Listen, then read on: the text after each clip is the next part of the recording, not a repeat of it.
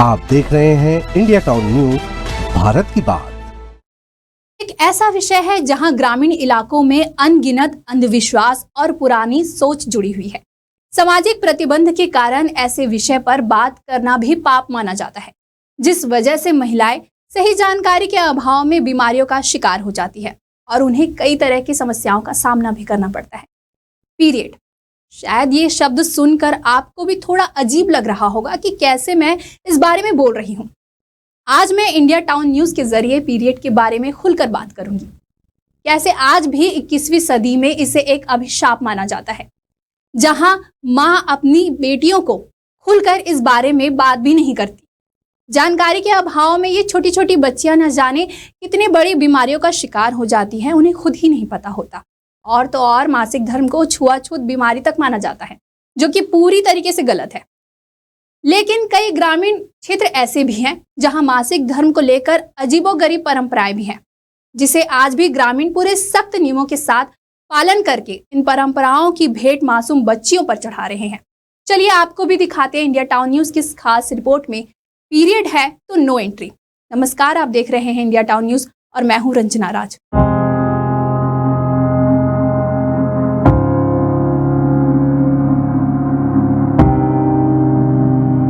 छत्तीसगढ़ के आदिवासी जिले की महिलाओं के हालात आज भी बेहद दयनीय है, खास तौर पे तब वे जब मासिक धर्म यानी पीरियड से गुजर रही हो। इस दौरान यहाँ की महिलाओं युवतियों को एक प्रकार से घर से निर्वासित कर दिया जाता है।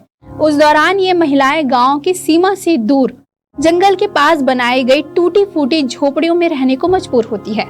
यह माना जाता है कि मासिक धर्म के दौरान लड़कियां और महिलाएं गंदी होती है, इसलिए इन्हें घर से बाहर निकाल दिया जाता है। जब पीरियड खत्म हो जाता है तो उन्हें वापस घर बुलाया जाता है। इस प्रथा को छापदी कहते हैं। पीरियड के दौरान इन महिलाओं को जिन टूटी फूटी झोपड़ियों में 5 दिन तक रहना पड़ता है, उसे आदिवासियों के भाषा में कुरमा कहा जाता है। वहीं अगर कोई व्यक्ति मासिक धर्म वाली महिलाओं को छू देता है तो उसे नहाना पड़ता है, क्योंकि इन महिलाओं को 5 दिनों के दौरान अपवित्र माना जाता है। इन महिलाओं का गाँव में प्रवेश वर्जित होता है। इन्हें खाने के लिए घर की दूसरी महिलाओं पर आश्रित रहना पड़ता है। इन्हें नहाने के लिए भी 1 किलोमीटर या उससे ज्यादा दूर नदी पर जाना पड़ता है।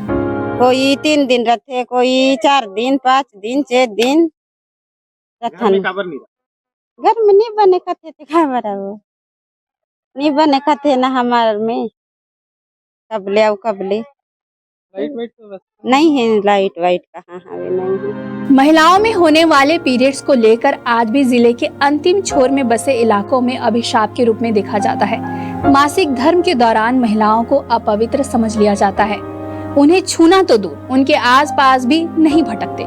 यही नहीं, कई तरह की पाबंदियां भी लगा दी जाती है।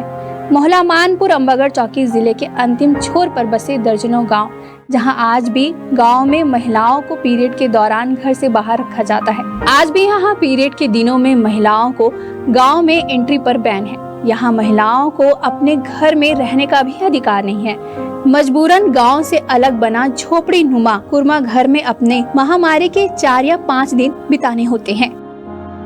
हम लोग ना बाहर होने से एक जगह है, घर में हम लोग नहीं बनते हैं ना, हम लोग का परम नियम है।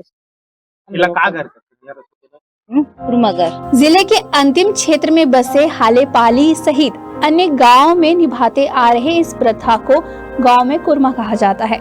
और पीरियड के दौरान जिस टूटे फूटे कमरे में महिलाएं रहती है, उस घर को कुरमा कहते हैं, जिससे उन्हें कई स्वास्थ्य संबंधी समस्याओं का सामना करना पड़ता है।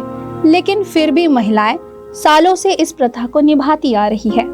गांव की महिलाओं को अब कुछ सुकून मिला है। उनकी टूटे फूटे कच्चे झोपड़ी को नए रूप में बनाकर गांव वाले मिलकर एक छोटा सा घर बना दिए हैं। वहीं आज भी अव्यवस्था के चलते महिलाएं अपने पीरियड के वो 4 से 5 दिन बिताना पड़ता है, जहां आज भी झोपड़ी नुमा घर में बिजली, पानी, पंखा, बेड, शौचालय तक नसीब नहीं है। जमीन पर ही रात बिताने को मजबूर है। गाँव की महिलाओं को एक समस्या आती है, महामारी। तो बाद में हम लोगों का पारंपरिक है उनका घर में रहने का। थोड़ा सा बाहर में जितना दिन चलता है एमसी पीरियड में बाहर में रहते हैं, 4 दिन हो या 3 दिन हो बाहर में रहते हैं, उसको बोलते हैं कुरमा घर बोलते हैं।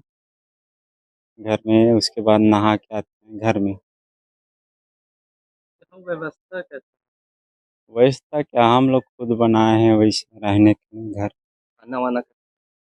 खाना घर से देते हैं शाम सुबह। सोने के लिए कुछ व्यवस्थाएं घर से कपड़ा देते हैं। वर्तमान समय पर समाज में बदलाव की बातें भले ही कितनी ही की जाए, मगर रूढ़िवादी परंपराओं की जड़ अभी भी गहरी है। जिले के अंतिम गांव जाकर देखा और समझा जा सकता है, जहां महिलाओं और युवतियों को मासिक धर्म की अवधि में 4 से 5 दिन एक झोपड़ी नुमा घर में कैसे गुजारना पड़ता है। वहीं ग्रामीणों की माने तो पुरखों के द्वारा बनाए गए इस परंपराओं को सालों से निभाते आ रहे हैं, इसलिए वह लोग भी इस परंपरा को मजबूरी में निभा रहे हैं। वहीं शासन प्रशासन के द्वारा इस क्षेत्र में जागरूकता फैलाने का काम किया जा रहा है, लेकिन अपनी रूढ़िवादी परंपरा को आज भी इस क्षेत्र में निभाया जा रहा है।